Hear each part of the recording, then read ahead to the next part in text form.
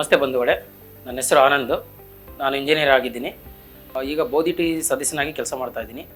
ನಾನು ಈಗ ಇಂಜಿನಿಯರಿಂಗ್ ಪದವಿಯನ್ನು ಹೇಗೆ ನಾವು ಕಂಪ್ಲೀಟ್ ಮಾಡಬೇಕು ಮತ್ತು ಇಂಜಿನಿಯರಿಂಗ್ ಓದಿದ್ರೆ ಏನು ಯೂಸಸ್ ಇದೆ, ಇಂಜಿನಿಯರಿಂಗು ನಾವು ಮಾಡಿದ್ರೆ ನಮ್ಮ ಸೋಷಿಯಲಿ ನಾವು ಯಾವ ಥರ ಐಡೆಂಟಿಫೈ ಆಗ್ಬೋದು ಅನ್ನೋದ್ರ ಬಗ್ಗೆ ಮಾತಾಡೋಣ ಅಂತ ಅಂದ್ಕೊಂಡಿದ್ದೀನಿ.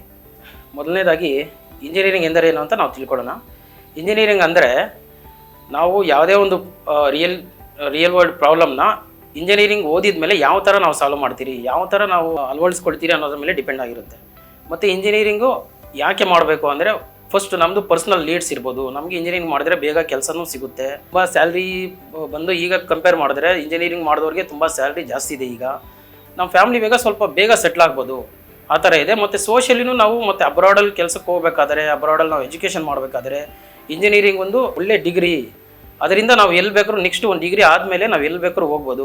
ಪ್ಲಸ್ ಆಫ್ಟರ್ 10th ನಾವು ಇಂಜಿನಿಯರಿಂಗ್ ಹೋಗ್ಬೇಕಾದ್ರೆ 10th ನಾವು ಪ್ರಿಪೇರ್ ಆಗಬೇಕಾಗುತ್ತೆ. 10th ಆದಮೇಲೆ ನಾವು ಏನು ಮಾಡಬೇಕು, ಈ ಪ್ರೋಗ್ರಾಮ್ ಆ್ಯಕ್ಚುಲಿ ಅದೇನೆ, ಆಫ್ಟರ್ 10th ವಾಟ್ ನೆಕ್ಸ್ಟ್ ಅಂತ. ಈಗ 10th ಆಗಿದೆ ಅಂತ ಅಂದ್ಕೊಳ್ಳಿ, ನಮ್ಮದು 10th ಆದಮೇಲೆ ನಾವು PUCನಲ್ಲಿ ಸೈನ್ಸ್ ತೊಗೊಂಡ್ರೆ, PCMB ಆರ್ PCMC ಅಂತ ತೊಗೊಂಡ್ರೆ ನಾವು ಇಂಜಿನಿಯರಿಂಗ್ ಬಗ್ಗೆ ಹೋಗ್ಬೋದು. ಆರ್ಟ್ಸು ಇಲ್ಲ ಅಂದರೆ ಬೇರೆ ಯಾವುದಾದ್ರು ನೀವು ಕೋರ್ಸ್ ಮಾಡ್ತಾ ಇದ್ದೀರಾ ಅಂದರೆ ಅದರಿಂದ ಇಂಜಿನಿಯರಿಂಗ್ ಮಾಡೋದಕ್ಕಾಗಲ್ಲ. ಬಟ್ ನೀವು ಇಂಜಿನಿಯರ್ ಆಗಬೇಕಂತ ನೀವು ಫಸ್ಟೇ ಡಿಸೈಡ್ ಆದರೆ ಸೈನ್ಸ್ ತೊಗೊಳ್ಳೋದು ಬೆಟರು. PCMB ಆರ್ PCMCನಲ್ಲಿ ಕಂಪ್ಯೂಟರ್ ಸೈನ್ಸು, ಅದರಲ್ಲಿ ಕೆಮಿಕಲ್ ಇಂಜಿನಿಯರಿಂಗು ಅದೆಲ್ಲ ಬರುತ್ತೆ. ಅದರಲ್ಲಿ ತೊಗೊಂಡ್ರೆ ನೀವು ಮುಂದೆ ಹೋಗ್ಬೋದು.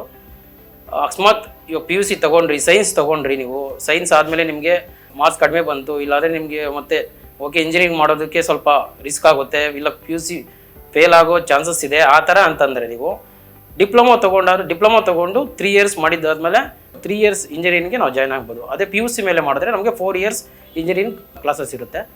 ಡಿಪ್ಲೊಮಾ ಮಾಡಿದ್ರೆ ಡೈರೆಕ್ಟಾಗಿ ನಾವು ಸೆಕೆಂಡ್ ಇಯರ್ಗೆ ಜಾಯ್ನ್ ಆಗ್ತೀವಿ. ಈಗ ನಮ್ಮದು ಸೆಕೆಂಡ್ PUC ಆಗಿದೆ. ಸೆಕೆಂಡ್ PUC ಆದಮೇಲೆ ಇಂಜಿನಿಯರಿಂಗ್ಗೆ ಯಾವುದೇ ಒಂದು ಎಂಟ್ರೆನ್ಸ್ ಎಕ್ಸಾಮ್ ತೊಗೊಳ್ಳೇಬೇಕು ಕಂಪಲ್ಸರಿ. ಆ ಎಂಟ್ರೆನ್ಸ್ ಎಕ್ಸಾಮ್ ಬಂದು ಸ್ಟೇಟ್ ವೈಸ್ ತೊಗೊಂಡೋಗಿದ್ದರೆ CET ಅಂತ ಇದೆ. CET ತೊಗೊಂಡ್ರೆ ನಾವು ಸ್ಟೇಟಲ್ಲಿ ಯಾವುದೇ ಟಾಪ್ ಮೋಸ್ಟ್ ಕಾಲೇಜಸ್ ಆಗಿ ಟಾಪ್ 10 ಕಾಲೇಜಸ್ಸಿಂದ ಹಿಡಿದು ಯಾವುದೇ ಕಾಲೇಜಲ್ಲಾಗಲಿ ನಾವು ಓದ್ಬೋದು. ಎಕ್ಸಾಂಪಲು, ಈಗ ನಾವು CET ತೊಗೊಂಡ್ರಿ, CETನಲ್ಲಿ ಒಳ್ಳೆ ಮಾರ್ಕ್ಸ್ ತೊಗೊಂಡ್ರಿ, ನಮಗೆ ಡಿಪೆಂಡಿಂಗ್ ಅಪಾನ್ ಅವರ್ ಕ್ಯಾಟಗರಿ, ಆಮೇಲೆ ನಮ್ಮದು ಲ್ಯಾಂಗ್ವೇಜು ಕನ್ನಡ ಮೀಡಿಯಮ್ ಕೂಡ ರಿಸರ್ವೇಷನ್ ಇದೆ, ಅದರಲ್ಲಿ ಕ್ಯಾಟಗರಿ ವೈಸ್ ರಿಸರ್ವೇಷನ್ ಇದೆ, ಅದೆಲ್ಲ ಇಟ್ಕೊಂಡು ಒಂದು ರ್ಯಾಂಕಿಂಗ್ ಮಾಡುತ್ತೆ. ಓವರಾಲ್ CET ರ್ಯಾಂಕಿಂಗ್ ಇರುತ್ತೆ. ಆ CET ರ್ಯಾಂಕಿಂಗಿಂದ ನಾವು ಕಾಲೇಜಸ್ ಚೂಸ್ ಮಾಡ್ಬೋದು.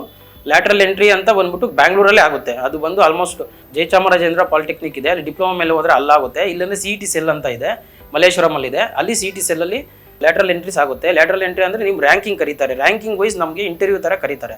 ಇಂಟರ್ವ್ಯೂ ಕರೆದ್ಮೇಲೆ ಯಾವ ಕಾಲೇಜಸ್ ಚೂಸ್ ಮಾಡಬೇಕು, ನಾವು ಯಾವ ಕಾಲೇಜ್ ಅಂದರೆ ನಾವು ಫಸ್ಟೇ ಲೀಸ್ಟ್ ಮಾಡ್ಕೊಬೇಕು. ಟಾಪ್ 10 ಕಾಲೇಜಸ್ ಯಾವುದಿದೆ, ನಮಗೆ ನಮ್ಮದು ಯಾವ ಥರ ರೇಟಿಂಗ್ ಬಂದಿದೆ ಅದರ ಮೇಲೆ ನಾವು ಕಾಲೇಜಸ್ ಚೂಸ್ ಮಾಡ್ಬೋದು.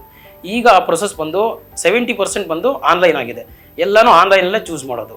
ಆನ್ಲೈನಲ್ಲಿ ಯಾರು ನಿಮ್ಮ ಕೊಲೀಗ್ಸ್ ಯಾರು ಮೀಟ್ ಮಾಡಿಕೊಂಡು, ಇಲ್ಲ ನಿಮ್ಗೆ ಗೊತ್ತಿರೋರು ಯಾರನ್ನು ಮೀಟ್ ಮಾಡಿಕೊಂಡು, ಇಲ್ಲ ಬೋಧಿ ಟ್ರೀ ಮೆಂಬರ್ಸ್ ಯಾರನ್ನಾರು ಕಾಂಟ್ಯಾಕ್ಟ್ ಮಾಡಿಕೊಂಡು ನೀವು ಚೂಸ್ ಮಾಡ್ಬೋದು.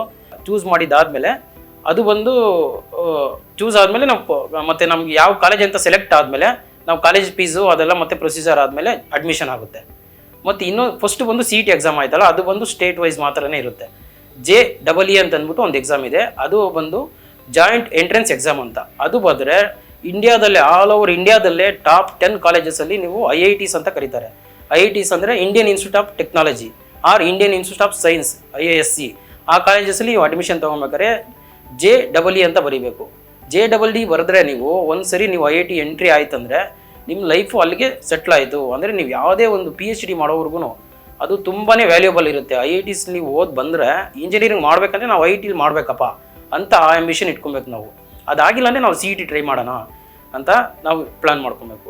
ಈ JEE ಬಂದು 2 ಟೈಪ್ ಎಕ್ಸಾಮ್ ನಡೆಯುತ್ತೆ. ಒಂದು ಬಂದು JEE ರೆಗ್ಯುಲರ್ ಎಕ್ಸಾಮ್, ಮೇನ್ಸ್ ಅಂತ ಕರೀತಾರೆ ಅದನ್ನು. ಅದರಲ್ಲಿ ಬಂದು ಮ್ಯಾಕ್ಸಿಮಮ್ ಬಂದು ಆಪ್ಟಿಟ್ಯೂಡ್ ಇರುತ್ತೆ, ಪ್ರಾಬ್ಲಮ್ ಸಾಲ್ವಿಂಗ್ ಟೆಕ್ನಿಕ್ಸ್ ಇರುತ್ತೆ, ಮತ್ತು ನಿಮ್ದು ಯಾವ್ದಾದ್ರು ಕೋರ್ಸ್ ಸಬ್ಜೆಕ್ಟ್ ಬಗ್ಗೆ ಇರುತ್ತೆ. ಎಕ್ಸಾಂಪಲ್ ನೀವು ಯಾವ್ದು ತೊಗೊಂಡಿರ್ತೀರ, ನಿಮ್ಮ ಸೆಲೆಕ್ಟ್ ಮಾಡೋ PCMC ಅಂತ ಸೆಲೆಕ್ಟ್ ಮಾಡಿದ್ರೆ ಕಂಪ್ಯೂಟರ್ಸ್ ಬಗ್ಗೆ ಇರುತ್ತೆ, MBA ಅಂತ ಮಾಡಿದರೆ ಬಯಾಲಜಿ ಪ್ಲಸ್ ನಿಮ್ಮ ಸೈಂಟಿಫಿಕಲ್ ಫೀಲ್ಡ್ಸ್ ಬಗ್ಗೆ ಇರುತ್ತೆ.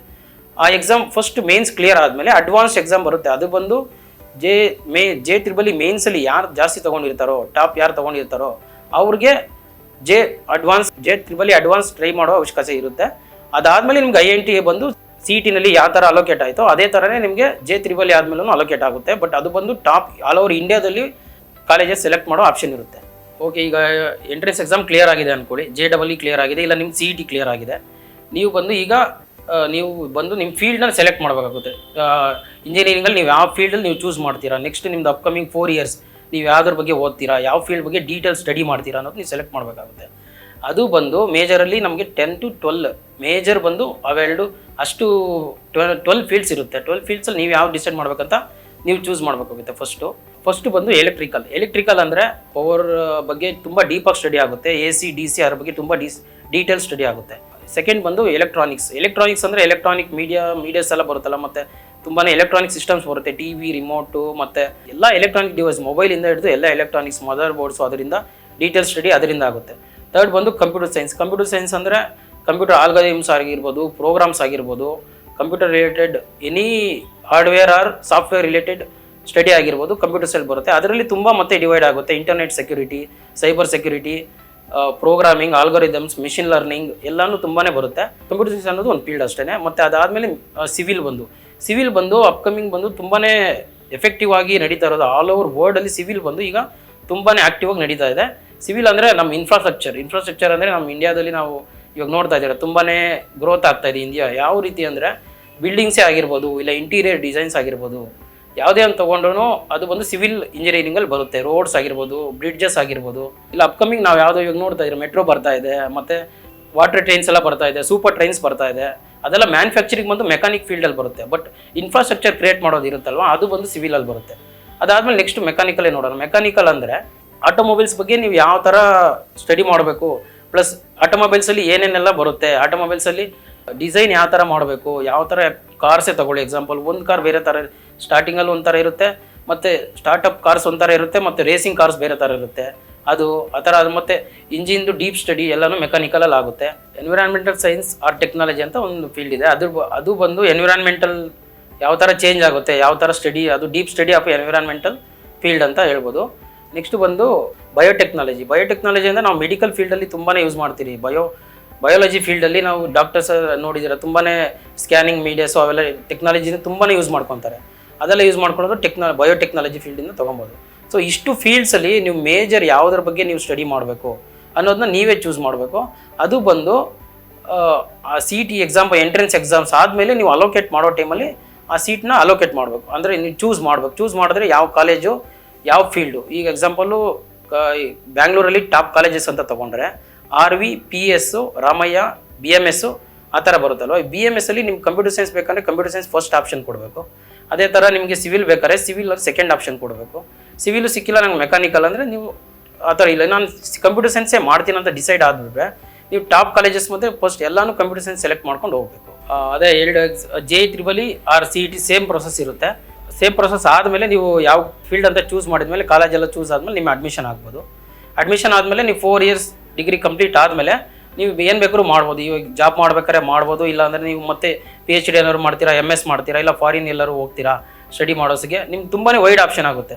ಅದು ಬಂದು ಆಫ್ಟರ್ 10th ಇಂಜಿನಿಯರಿಂಗ್ ಮಾಡ್ಬೇಕಾದ್ರೆ ನಮ್ಗೆ ಇಷ್ಟು ವೈಡ್ ಆಪರ್ಚುನಿಟೀಸ್ ಇದೆ. ಸೊ ಅದಕ್ಕೋಸ್ಕರ ನೀವು ಮೆಡಿಕಲ್ ಆಗಿಲ್ಲ ಅಂತಂದರೆ ಇಂಜಿನಿಯರಿಂಗ್ ಟ್ರೈ ಮಾಡೋದು ಸೆಕೆಂಡ್ರಿ ಬೆಸ್ಟ್ ಆಪ್ಷನ್ ಅಂತ ನನ್ನ ಪ್ರಕಾರ ನಾನು ಹೇಳ್ತಾ ಇರೋದು.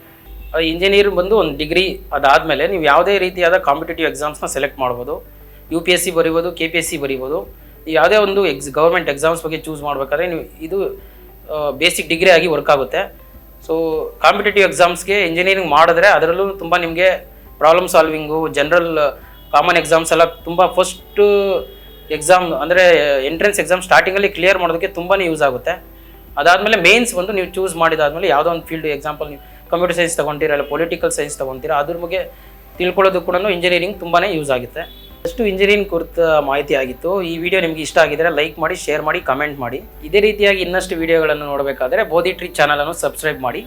ಥ್ಯಾಂಕ್ ಯು, ಧನ್ಯವಾದಗಳು. ನಮ್ಮ ವಿಡಿಯೋಗಳು ಇಷ್ಟವಾದಲ್ಲಿ ನಮ್ಮ ವಿಡಿಯೋಗಳನ್ನು ಲೈಕ್ ಮಾಡಿ, ಶೇರ್ ಮಾಡಿ, ಕಮೆಂಟ್ ಮಾಡಿ ಮತ್ತು ಹೆಚ್ಚಿನ ಮಾಹಿತಿಗಾಗಿ ನಮ್ಮ ಚಾನಲನ್ನು ಸಬ್ಸ್ಕ್ರೈಬ್ ಮಾಡಿ.